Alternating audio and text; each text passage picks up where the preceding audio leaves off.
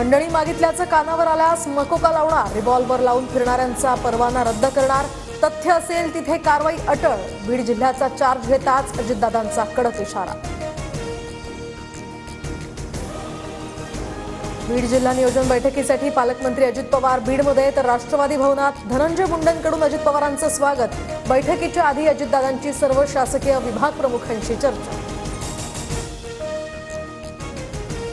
बीड सरपंच हत्या प्रकरणामुळे आता जिल्हा नियोजन समितीची बैठक वादळी ठरण्याची शक्यता। धनंजय मुंडे, पंकजा मुंडे, सुरेश धस आणि प्रकाश सोळंके सुद्धा या बैठकीला उपस्थित राहणार, तर जिल्हाधिकारी कार्यालयाबाहेर यामुळे कडक बंदोबस्त तैनात।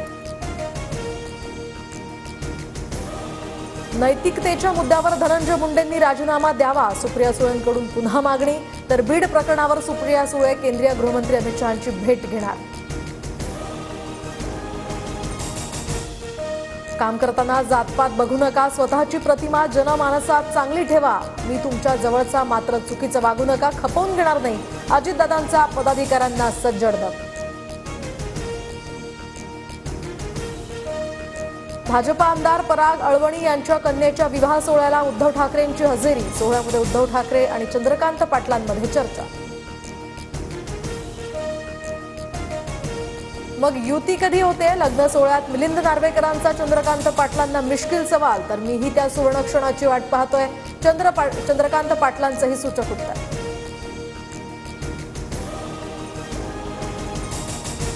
उपमुख्यमंत्री एकनाथ शिंदे आज उद्धव ठाकरेंच्या बालेकिल्ल्यात, तर दादर, माहीम आणि प्रभादेवीतील रखडलेल्या पुनर्विकास प्रकल्पांची पाहणी करणार। माहीम मतदारसंघात सध्या ठाकरे गटाचे महेश सावंत हे आमदार।